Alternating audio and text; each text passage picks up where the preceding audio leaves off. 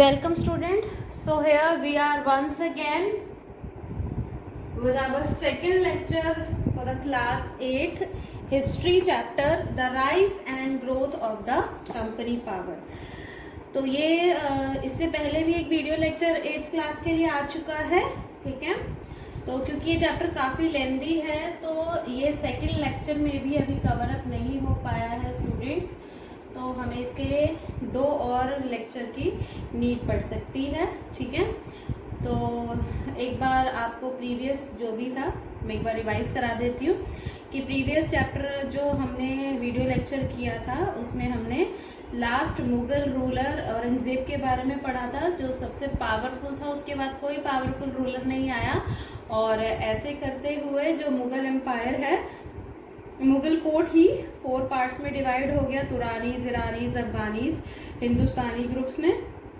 और इनके आपस में ही इनके बीच में कॉन्फ्लिक्ट्स इतने ज़्यादा गहरे होते चले गए थे कि प्रॉब्लम बढ़ती गई और इनका फ़ायदा जो है वो दूसरे रूलर्स ने उठाना शुरू कर दिया था, जिसमें मैंने आपको नादिर शाह के बारे में भी बताया था। पर्शियन रूलर जो इंडिया में आया था, बहुत ज़्यादा लूटिंग की थी उसने और मैसेकेयर भी किया था। उसके पीछे फिर अहमद शाह अब्दाली भी उसने इंडिया में इन्वेड किया।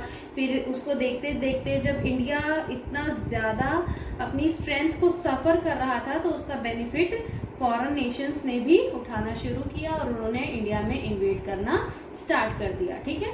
तो अब हमें बेसिकली कंपनी पावर, क्योंकि चैप्टर का नाम है, तो सबने सुना होगा एक ब्रिटिशर्स की बहुत ही फेमस ट्रेडिंग कंपनी थी इंडिया में जिसका नाम था ईस्ट इंडिया कंपनी, ठीक है। तो वहीं से हमारा इस चैप्टर में हम शुरुआत करते हैं कि कैसे इंडिया में फॉरेन रूल जो है वो इस्टेब्लिश हुआ था, किस तरीके से ब्रिटिशर्स ने या यूरोपियन कंट्रीज ने, मैं स्पेसिफाई करना चाहूँगी कि उन्होंने इंडिया में अपना रूल इस्टेब्लिश किया है, ठीक है। तो इसकी क्रोनोलॉजी इस ऑर्डर में है कि सबसे पहले यूरोपियन कंट्रीज में पोर्टुगीज इंडिया में आए, फिर डच आए, फिर ब्रिटिशर्स आए और उसके बाद लास्ट में द फ्रेंच आए। तो ये चारों इंडिया में आए, इन्होंने अपना डोमिनेशन इंडिया में इस्टेब्लिश करने की पूरी कोशिश की थी, ठीक है। तो मैं इस क्रोनोलॉजी को एक्सप्लेन करती चली जाऊंगी। उसके बाद हम ये भी डिस्कस करेंगे कर्नाटिक वॉर में क्या था या क्यों हुआ ये कर्नाटिक वॉर, फिर बंगाल का क्या रोल है, उसके बाद बैटल ऑफ प्लासी क्या था, बैटल ऑफ बक्सर तक ही हम इस लेक्चर में कंक्लूड करेंगे। उसके बाद हम रेस्ट ऑफ द चैप्टर को आगे नेक्स्ट वीडियो लेक्चर में प्रिपेयर करेंगे, ठीक है। तो पोर्टुगीज के लिए कैसे रास्ता बना इंडिया में आने का, जो मैं आपको पहले ही बता रही हूँ कि मुगल रूलर जो थे वो वीक हो गए थे, एम्परर कोई भी ऐसा स्ट्रांग नहीं आया जो इंडिया को बाहर के हमलावरों से बचा सके, ठीक है। तो जो हमारे मुगल बादशाह थे वो हमारे सी कोस्ट, सबसे बड़ा टारगेट कौन सा रास्ता होता था, समुद्री रास्ते से बहुत आसानी से अंदर आया जा सकता था। तो जो सी कोस्ट थे उन्हें हमारे मुगल एम्परर जो थे वो गार्ड नहीं कर पाए, वो फेल हो गए, ठीक है। हमारे पास उस समय मुगल्स के पास कोई स्ट्रांग नेवी नहीं थी, तो इंडियन कोस्ट जो है वो एक इजी रास्ता बन सकते थे इंडिया में ट्रेडिंग करने का फॉर द यूरोपियन पावर्स, ठीक है। यूरोपियन पावर्स को रास्ता मिल गया कि वो इंडियन कोस्ट से भारत में घुस सकते थे, क्योंकि भारत के पास बहुत सारा नेचुरल रिसोर्सेज है, रिच नेचुरल रिसोर्सेज के लिए फेमस है और इसके लिए इन यूरोपियन कंट्रीज की आंखें भारत के ऊपर लगी हुई थी। एक प्रॉफिटेबल मार्केट मिल सकता था उनको भारत से, अच्छा खासा रॉ मटेरियल मिल सकता था उन्हें भारत से, तो उन्हें भारत में आने की इच्छा बहुत ज़्यादा बढ़ना शुरू हो गई, ठीक है। तो हम ऐसे ही पोर्टुगीज का नाम जानते हैं। वास्को डी गामा का नाम सभी ने सुना होगा, ये नेविगेटर था, ठीक है, जिसने इंडिया में आने का नया सी रूट ढूंढा था, फाउंड किया था।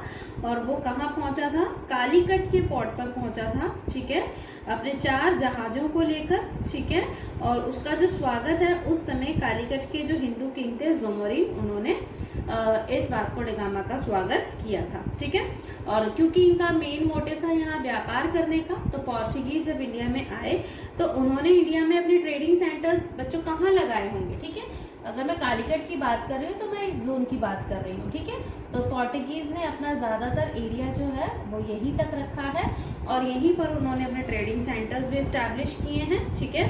कोचिन हो गया, गोवा हो गया, दमन एंड दीव हो गया, यहाँ पर ये 1961 तक रिटेन कर पाए थे। ठीक है, 1961 तक ये यहाँ पर रहे।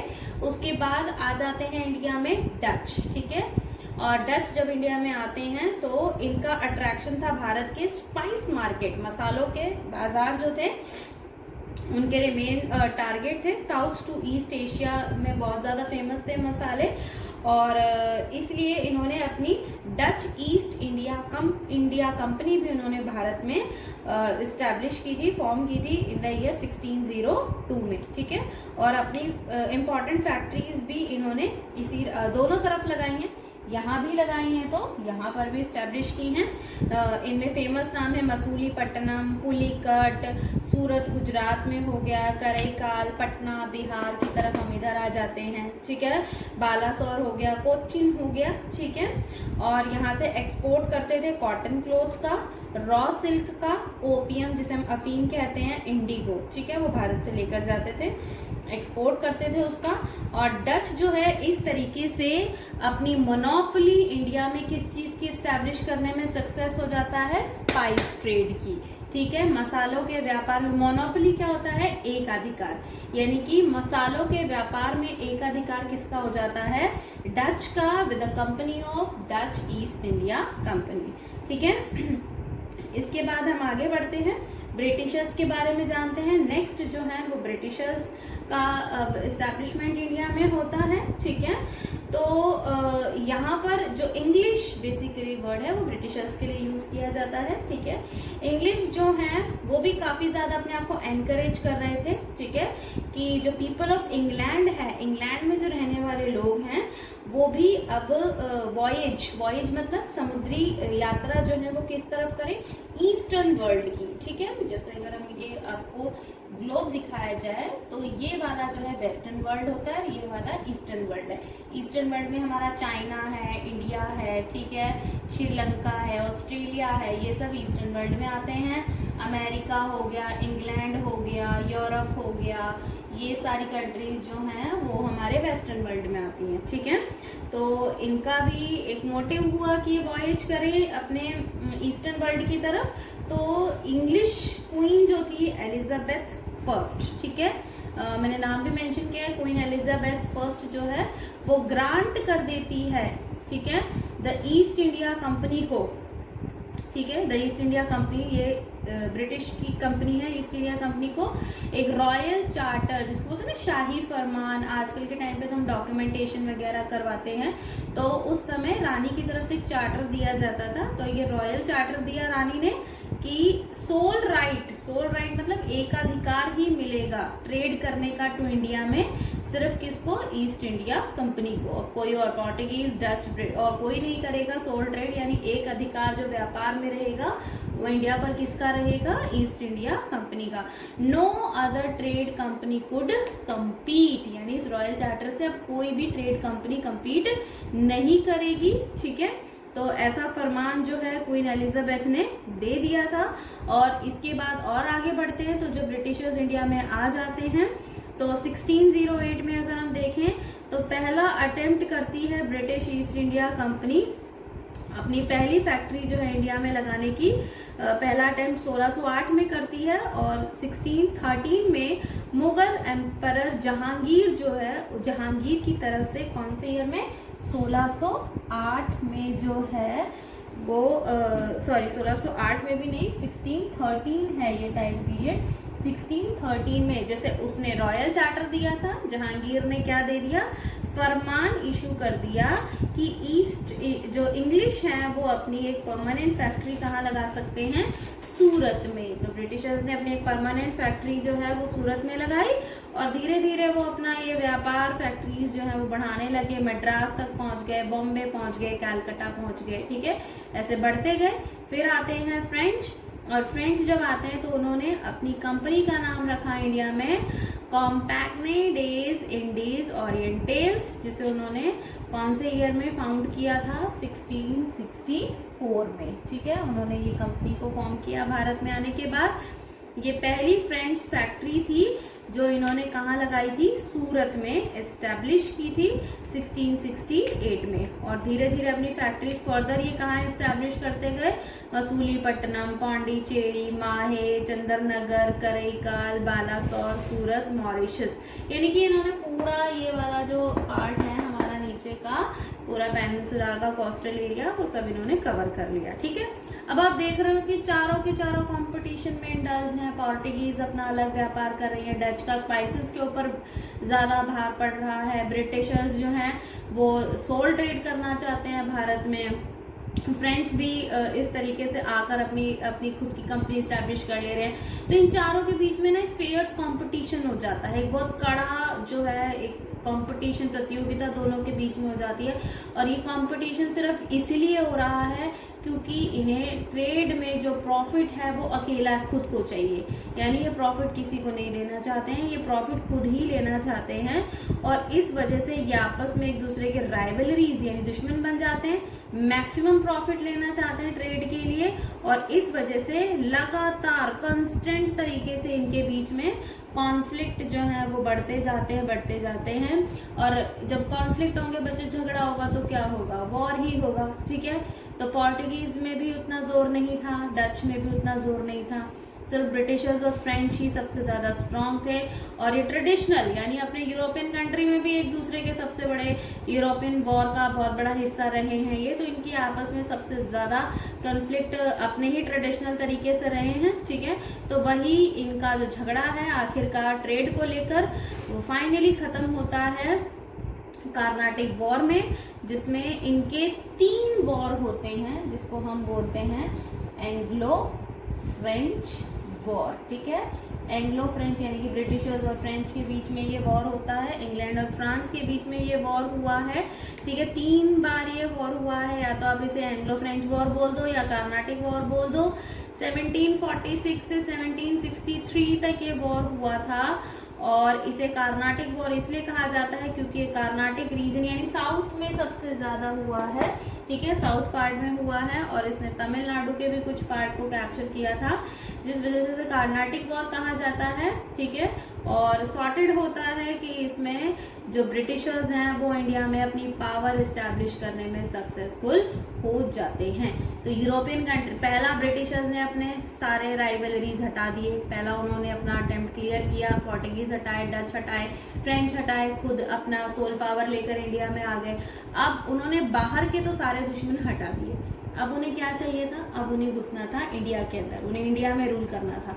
तो इंडिया में रूल करने के लिए उन्होंने सबसे पहला टारगेट अपना किसको बनाया, बंगाल को। आखिर उन्होंने बंगाल को ही क्यों कॉन्क्वेस्ट किया, क्या रीजन था, भारत के कोई और स्टेट उन्होंने क्यों नहीं देखे, किसी और राज्यों पर उन्होंने क्यों नहीं ध्यान दिया, क्योंकि बंगाल उस समय सबसे बड़ा प्रोविंस था, सबसे बड़ा राज्य था और रिच प्रोविंस था, यानी यहाँ पर व्यापार की कोई कमी नहीं, समुद्री रास्ते से बहुत व्यापार होता था, कच्चे माल की कोई कमी नहीं थी। तो ब्रिटिशर्स का मेन टारगेट था बंगाल को जीतना। ठीक है, रिच प्रोविंस था, यहाँ पर अच्छा खासा ट्रेड और कॉमर्स फ्लरिश हो रहा था, बहुत अच्छे तरीके से व्यापार हो रहा था। तो इंग्लिश जो हैं ब्रिटिशर्स, उन्होंने अपनी पहली फैक्ट्री लगाई बंगाल में ही। ठीक है, इन द ईयर 1651। और इनको उस समय परमिशन किसने दी, सुल्तान शाह सूजा। देखिए मैंने लिखा भी है, सुल्तान शाह सूजा की मदद से उन्होंने भारत में बंगाल में अपनी फैक्ट्री को एस्टेब्लिश किया। अब ये सुल्तान शाह सूजा कौन था, ये बंगाल का सूबेदार था जो सूबेदारी संभालता था। ठीक है, उसके बाद हम और आगे के टाइम पीरियड में बढ़ते हैं। 1717 में फारूक सियार मुगल एम्परर था। ठीक है, पावरफुल नहीं था, नॉर्मल टाइम पीरियड के लिए इसने रूल किया। उसने बड़े सारे ट्रेडिंग प्रिविलेज यानी प्रिविलेज मतलब विशेष अधिकार व्यापार करने के बिना सोचे समझे बंगाल की तरफ से किसको दे दिए, ईस्ट इंडिया कंपनी को। दुनिया भर के वो अपने प्रिविलेजेस बांटे जा रहा था ईस्ट इंडिया कंपनी को। ठीक है, कि बस अब कंपनी जो है वो खरीदती जाए, बेचती जाए। ठीक है, जो भी सामान वो लेना चाहती है फ्री ऑफ कॉस्ट में सामान उठा रही है बंगाल से और उसे बेच रही है फारूक सियार को। इससे कोई भी अटेंशन या उसका कोई इंटरेस्ट इस तरफ नहीं जा रहा है। ठीक है। तो वो तो था मुगल रूलर फारूक सियार, लेकिन बंगाल में उस समय किसका रूल चल रहा था? अलीवर्दी खान का। वो कंपनी के ऊपर बहुत ही क्लोज नजर वॉच रख रहा था एक्टिविटी पर कि आखिर कंपनी ये कर क्या रही है, ठीक है। और ब्रिटिशर्स को जो पावर दे रखी है फारूक सियार ने, उस पावर का तो ये मिसयूज कर रहे हैं, ठीक है।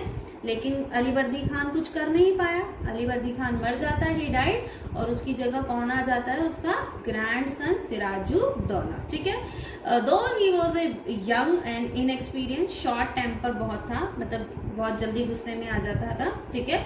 तो वो खुद इंग्लिश की इन सारी एक्टिविटीज को बहुत अच्छे से कंसीडर कर रहा था, देख रहा था, ठीक है। और उसने समझ लिया कि अब यही राइट समय है, राइट टाइम है कि अब उसे बंगाल के पॉलिटिक्स में इंटरफेयर करना चाहिए, क्योंकि वो देख रहा था कि ब्रिटिशर्स बंगाल में फोर्ट विलियम, यानी फोर्ट विलियम किला है, उसकी किलेबंदी कर रहे हैं कैलकाटा में, ठीक है।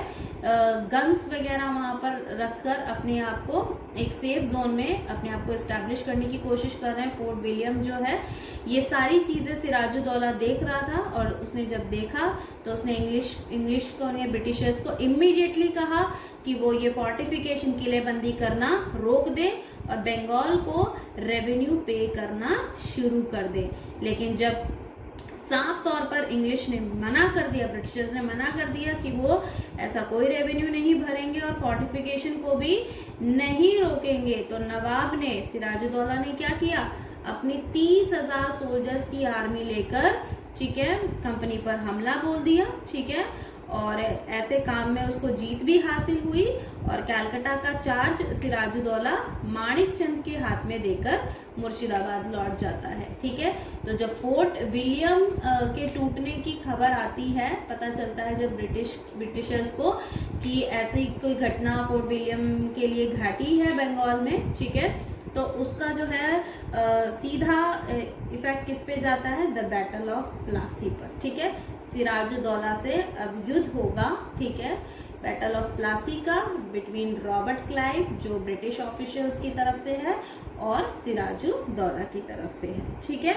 जैसे ही पता चला कि फोर्ट विलियम को गिरा दिया गया है, तो कंपनी के ऑफिशियल्स ने इमीडिएटली मद्रास में, उस समय उनका जो है मेन हेडक्वार्टर या अकेले मद्रास से ही रूल कर रहे थे, तो उन्होंने रॉबर्ट क्लाइव के साथ अपनी फोर्स को कलकत्ता भेजा कि वहां जाएं और ये जो दुर्घटना हुई है उसको वहां पर जाकर सॉर्ट आउट करें।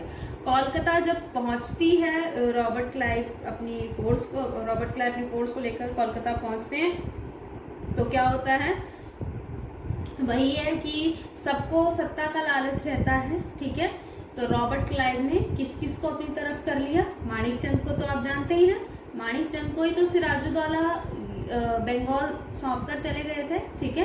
तो माणिक चंद, मीर जाफर, जगत सेठ, इन सबको रॉबर्ट क्लाइव ने अपनी तरफ मिला लिया, इन तीनों का सपोर्ट ले लिया, और उससे क्या होता है? इन तीनों ने सिराजुद्दौला के सारे भेद बताने शुरू कर दिए थे, ठीक है। और फिर क्या होता है, ठीक है, इन सब का एक बैटल होता है, सिराजुद्दौला जो है उसे फेस करना पड़ता है ब्रिटिशर्स के साथ, बैटल ऑफ प्लासी, जहां पर सिराजुद्दौला को कैप्चर कर लिया जाता है, उसे मार दिया जाता है, और मीर जाफर जो है उसे बंगाल का नया नवाब बनाया जाता है। बच्चों, ये बहुत इंपॉर्टेंट है कि बैटल ऑफ प्लासी ही पहली जीत थी ब्रिटिशर्स की, फर्स्ट विक्ट्री थी इंग्लिश की, जिससे कि उन्होंने इंडिया में अपना पूरा रूल जो है उसका एक बहुत बड़ा कदम वो भारत में रख चुके थे, ठीक है। और मीर जाफर को उन्होंने नवाब तो बनाया, लेकिन वो कैसा नवाब था? पपेट नवाब, यानी वो अपनी मर्जी से कुछ नहीं कर सकता था। ब्रिटिशर्स उसे जो एडवाइस देते थे, जो काम करने को कहते थे, मीर जाफर को वही काम करना पड़ता था, ठीक है। तो इस तरीके से पूरे बंगाल पर अकेले ट्रेड की मोनोपोली किसके हाथ में चली गई? ब्रिटिशर्स के हाथ में चली गई। मीर जाफर जो है वो पपेट बन गया, इंग्लिश के हाथ की कठपुतली बन गया, ठीक है।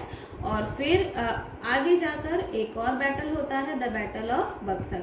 क्यों हुआ बैटल ऑफ बक्सर? मीर जाफर जो है वो फेल हो गया, क्योंकि ब्रिटिशर्स इतने लालची थे कि अपनी ग्रीड में वो इतना ज़्यादा डिमांड करने लग गए थे कि उनकी बढ़ती हुई डिमांड को, ब्रिटिशर्स की जो डिमांड बढ़ रही थी उसको मीर जाफर पूरा नहीं कर पा रहा रहा था। तो जब मीर जाफर एक अच्छा नवाब नहीं बन पाया बंगाल की तरफ से और बंगाल को नहीं संभाल पाया, ब्रिटिशर्स की डिमांड नहीं पूरी कर पाया, तो फिर क्या हुआ, इजी ही है ब्रिटिशर्स के लिए, मीर जाफर को हटाया और मीर जाफर को रिप्लेस कर दिया किसकी तरफ, मीर कासिम को। ठीक है, मीर कासिम को नया बंगाल का नवाब बनाया। ये मीर जाफर का सन इन लॉ था बच्चों। ठीक है, मीर कासिम जो है वो मीर जाफर का सन इन लॉ था। ठीक है, और मीर कासिम बहुत समझदार था। ठीक है, और जैसे ही उसे नवाब बनाया गया तो मीर कासिम ने अपनी कैपिटल, अपनी राजधानी ट्रांसफर कर दी मुर्शिदाबाद टू मुंगेर। ठीक है, इसने अपनी मुंगेर में अपनी राजधानी शिफ्ट कर दी।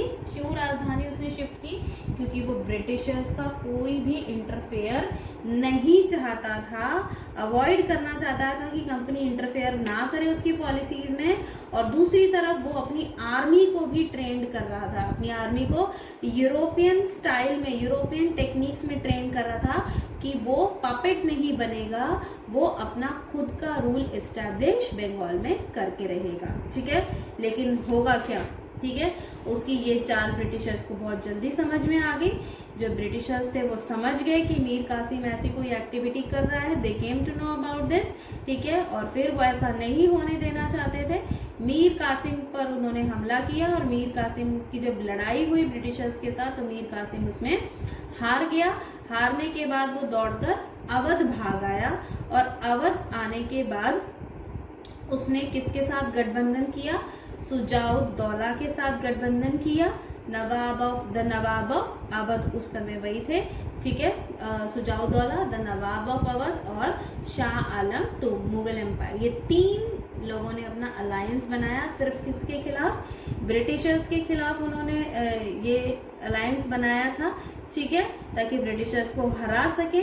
और इन सबकी जो मिली जुली अलायंस थी वो ब्रिटिशर्स की फोर्स के साथ कहाँ पर युद्ध करने के लिए इकट्ठा होती हैं, बक्सर में ये लड़ाई होती है जिसमें इंडियन आर्मी हार जाती है। मीर कासिम के हाथों बंगाल ले लिया जाता है और फिर दोबारा से मीर जाफर को ही नवाब ऑफ बंगाल बनाया जाता है। और यहाँ कंपनी प्रॉमिस करती है कि हर महीने 5 lakh rupees, he promise to pay rupees 5 lakh to the company every month. Nawab Mir Jafar ने अब यहाँ प्रॉमिस किया कि वो हर महीने कंपनी को कितना पैसा देगा, हर महीने देगा 5 लाख रुपए। ठीक है, बैटल ऑफ बक्सर से अब ये तो प्रूफ हो गया। बैटल ऑफ प्लासी भी ब्रिटिशर्स की फौज, आर्मी, मिलिट्री जीत जाती है। बैटल ऑफ बक्सर भी ब्रिटिशर्स की आर्मी जीत जाती है। ठीक है, और पूरा बंगाल, बिहार, उड़ीसा जो है वो ब्रिटिशर्स के कदमों में आ जाता है।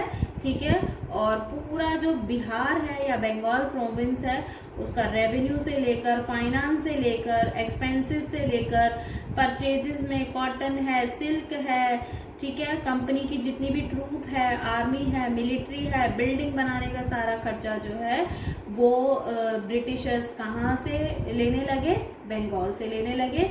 और बंगाल जब उनके हाथ में आ गया तो अब ये समझ लीजिए कि उन्होंने आधे से ज़्यादा इंडिया को अपने अंडर कवर कर लिया है। अब उन्हें और ज़्यादा एक्सपेंशन करना था अपने एम्पायर को, और अब उनका टारगेट था साउथ इंडिया। ठीक है, ऊपर तक तो रूल कर ही चुके थे, साउथ उन्हें चाहिए था। साउथ में उन्हें टीपू सुल्तान का मैसूर चाहिए था, मैसूर के लिए उन्होंने वॉर किया। फिर उनको मराठा वॉर भी करना पड़ा। ठीक है, तो अभी हमारा मैसूर वॉर भी रहता है, मराठा वॉर भी रहता है, और अलग अलग और कौन कौन से मेथड्स थे जिससे उन्होंने अलग अलग सिस्टम लगा के कैसे उन्होंने पूरे इंडिया को अपने अंडर में कवर किया, अपने अंडर कैप्चर किया। ठीक है, तो होपफुली आप इस लेक्चर को अच्छे से समझ पाए होंगे। आप इसे बार बार पढ़ें, बार बार इसकी जो रिकॉर्डिंग है आप इस वीडियो को देखेंगे तो आपको ये बहुत अच्छे से क्लियर हो जाएगा। इसके असाइनमेंट्स, इसके क्वेश्चंस आपको प्रोवाइड करा दिए जाएंगे। तो आप अपनी स्टडीज़ को प्लीज़ किसी भी तरीके से ना रोकें, स्टडीज़ को कंटिन्यू रखें। आपको हमारी तरफ से टाइमली लेक्चर्स प्रोवाइड होते रहेंगे। Thanks for listening me. Thank you so much.